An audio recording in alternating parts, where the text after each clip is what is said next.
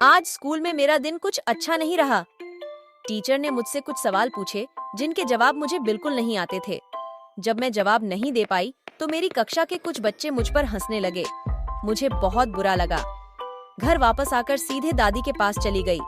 दादी ने मुझे इतना उदास देखकर पूछा, गुड़िया क्या हुआ, इतनी परेशान क्यों दिख रही है? मैंने सारी परेशानी दादी को बता दी। दादी ने पूछा कि वे कौन से सवाल थे जिनका जवाब मैं नहीं दे पाई।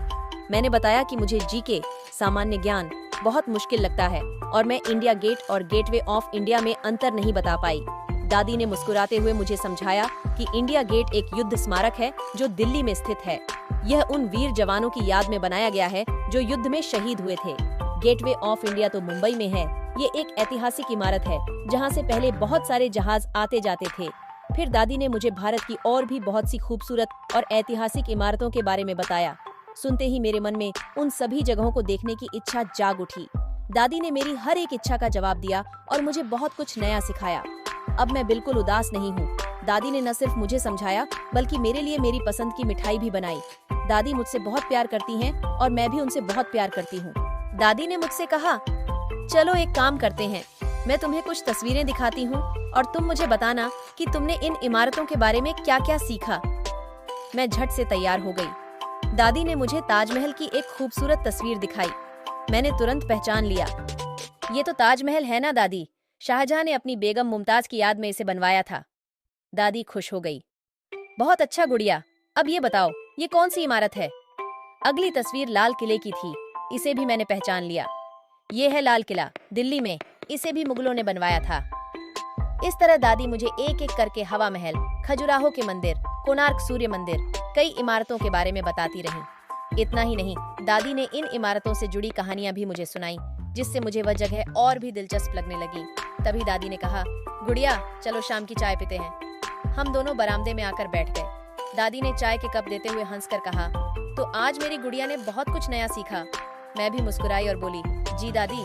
चाय की चुस्की लेते हुए दादी ने कहना शुरू किया, गुड़िया भारत तो ऐतिहासिक कहानियों का खजाना है। मेरी उत्सुकता देखकर उन्होंने आगे बताया, दक्षिण भारत में कर्नाटक राज्य में हम्पी नाम का एक प्राचीन शहर है। वहाँ विजयनगर साम्राज्य के भव्य अवशेष आज भी देखे जा सकते हैं। मैंने पूछा, वह साम्राज्य कैसा था दादी? दादी ने बताया, विजयनगर साम्राज्य दक्षिण भारत में 14वीं से 16वीं शताब्दी तक चला। यह कला, स्थापत्य और साहित्य का केंद्र था। हम्पी में उनके मंदिर, महल और बाजारों के खंडहर आपको उस समय के वैभव की झलक दिखाते हैं। मैंने कल्पना में खुद को उन भव्य इमारतों के बीच घूमते हुए देखा। दादी ने आगे कहा, गुजरात में अहमदाबाद शहर में साबरमती आश्रम जरूर देखना चाहिए। वहाँ महात्मा गांधी ने भारत की स्वतंत्रता के लिए अहिंसक आंदोलन चलाया था। मैंने उत्साह से कहा, मैंने गांधी जी के बारे में पढ़ा है, वह भारत के महात्मा थे। दादी ने कहा, हाँ बेटी, साबरमती आश्रम आज भी उनके जीवन और दर्शन को दर्शाता है। वहाँ आप उनके सादगीपूर्ण जीवन के बारे में जान सकती हो। इस तरह दादी ने मुझे और कई ऐतिहासिक स्थलों के बारे में बताया। महाराष्ट्र में अजंता और एलोरा की गुफाओं में बौद्ध धर्म से जुड़ी कलाकृतियां, तमिलनाडु में मीनाक्षी मंदिर की भव्यता, कश्मीर में डल झील की खूबसूरती, राजस्थान में जैसलमेर किले का रेगिस्तानी वैभव, आगरा में किला आगरा का ऐतिहासिक महत्व और अमृतसर में स्वर्ण मंदिर की आध्यात्मिक शांति। हर कहानी के साथ मेरी भारत के अतीत को जानने की जिज्ञासा बढ़ती जा रही थी। दादी ने आखिर में कहा, गुड़िया ये सिर्फ चंद उदाहरण हैं। भारत में अनगिनत ऐतिहासिक स्थल हैं जो हमारे देश के समृद्ध इतिहास और संस्कृति की कहानी बयां करते हैं। मैंने दादी को गले लगा लिया और कहा, धन्यवाद दादी, आपने मुझे आज इतना कुछ सिखाया। मैं वादा करती हूँ कि एक दिन मैं इन सभी जगहों को जरूर देखूंगी और भारत के इतिहास को और गहराई से जानूंगी। दादी ने मेरा माथा चूमते हुए कहा, मुझे तुम पर गर्व है गुड़िया, सीखने की जिज्ञासा ही हमें आगे बढ़ाती है। चाय का गर्म कप हाथों में लिए भारत के अतीत की कहानियों में खोई हुई मैं उस दिन का सपना देखने लगी जब मैं इन सभी इमारतों को खुद जाकर देख पाऊंगी और उनके पीछे छिपे इतिहास को महसूस कर सकूंगी। लेकिन रुकिए, अभी और भी बहुत कुछ बाकी है। मुझे बहुत जोर की नींद आने लगती है। दादी हंसने लगती हैं और बोलती हैं, लगता है तू थक गई, ऐसा कर थोड़ा आराम कर ले। मैं अपने कमरे में जाती हूँ और अपनी बिल्ली मिट्ठू के साथ खेलती हूँ। खेलने के बाद में जैसे ही लेटती हूँ, बंटी आ जाता है। बंटी मेरा दोस्त है जो मेरे घर के पड़ोस में ही रहता है। आज उसका बर्थडे है। उसके पिताजी ने उसे उसके जन्मदिन पर एक गिटार गिफ्ट किया है और बस यही बताने के लिए वह आज मेरे घर पर आया है। उसको पता है ना कि मुझे गिटार बहुत पसंद है। मैं भी ये सुनने के बाद जल्दी से उसके घर की तरफ दौड़ती हूँ और गिटार बजाने की कोशिश करती हूँ। गिटार बजाना मेरे बस में नहीं था क्योंकि मैंने सीखा ही नहीं था। फिर मैं छत पर बैठ गई और आसपास की चिड़ियों को देखने लगी।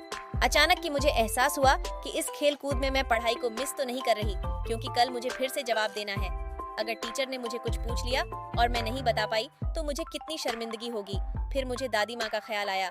दादी माँ कहती है जितना पढ़ाई जरूरी है उतना ही खेल भी जरूरी है। तो फिर मैंने अपने दिल को समझाया और शाम का आनंद लेने लगी। फिर उसके बाद थोड़ी देर में अंधेरा छा गया। मैं घर आई और घर आने के बाद मैं काफी थक चुकी थी, तो खाना खाकर अपने कमरे में आ गई और फिर मैंने भगवान जी से प्रार्थना की और उसके बाद मुझे कब नींद आ गई पता ही नहीं चला। आज रात मुझे सपना आया कि मैं ताजमहल के अंदर खड़ी हूँ। आसपास सन्नाटा था, कोई नहीं था सिवाय मेरे पैरों में चप्पल भी नहीं थी। मुझे थोड़ा डर लग रहा था, पर साथ ही ये जानने की जिज्ञासा भी मचल रही थी कि आखिर ये ताजमहल कैसा बना होगा, इसके कितने कमरे होंगे और मुमताज महल की कब्र कहाँ होगी। इसी खोज में घूमते हुए मुझे एक बुजुर्ग बाबा मिले जो झूमते हुए कोई गीत गा रहे थे। उनके पास जाकर मैंने कहा, बाबा, मैं ताजमहल के अंदर आ गई हूँ। मेरे साथ कोई नहीं है, मैं बिल्कुल अकेली हूँ, पर मुझे इस ताजमहल के बारे में जानना है। बाबा मुस्कुराए और बोले, बेटी, ताजमहल प्रेम की निशानी है। इसे मुगल बादशाह शाहजहां ने अपनी प्यारी पत्नी मुमताज महल की याद में बनवाया था। ये दुनिया के सबसे खूबसूरत महलों में से एक है। मैंने पूछा, बाबा, मुमताज महल की कब्र कहाँ मिलेगी? बाबा ने कहा, ये ताजमहल के बीच में एक बड़े सफेद संगमरमर के मकबरे में है, तुम उसे आसानी से ढूंढ लोगी। बाबा को धन्यवाद देकर मैं उस कब्र की खोज में निकल पड़ी। मैं कई खूबसूरत कमरों से गुजरी। दीवारों पर बारीक नक्काशी, संगमरमर का ठंडा फर्श, सब कुछ देखते हुए आगे बढ़ी। आखिरकार मैं मुमताज महल की कब्र तक पहुंच गई। वह कब्र वाकई बहुत खूबसूरत थी। सफेद संगमरमर से बनी हुई, उस पर कलात्मक नक्काशी की गई थी। कब्र के पास खड़े होकर मैंने मुमताज महल के बारे में सोचा। उनका इतनी कम उम्र में गुजर जाना दुखद था, पर साथ ही ये सोचकर खुशी भी हुई कि उनके प्यार की निशानी के रूप में शाहजहां ने इतना खूबसूरत मकबरा बनवाया। कुछ देर कब्र के पास खड़े रहने के बाद मैं ताजमहल के बाकी हिस्सों को देखने चली गई। बगीचों में घूमना, यमुना नदी के किनारे बैठना, ताजमहल की खूबसूरती का हर पल जीना, ये सब कितना सुखद था। शाम ढलने के बाद जब मैं ताजमहल से बाहर निकली तो दिल में एक अजीब खुशी थी। अरे, लेकिन ये क्या? ये तो बस एक सपना था। मुझे तो लगा ये सच है। चलो कोई बात नहीं, मुझे इतना खूबसूरत सपना तो आया, और सबसे बड़ी बात, मैंने तो फ्री में ताजमहल का टूर कर लिया। क्या कभी आपको भी ऐसा कोई सपना आया है? अगर आया है तो प्लीज कमेंट करके हमें जरूर बताएं, और इसी तरह मेरी रोचक कहानियों को जानने के लिए प्लीज मेरे चैनल को सब्सक्राइब करें और आगे की स्टोरी जारी रहेगी ऐसी ही मेरी ज्ञानवर्धक और दादी माँ की नसीहतों के साथ। तो भूलिएगा मत इस गुड़िया को।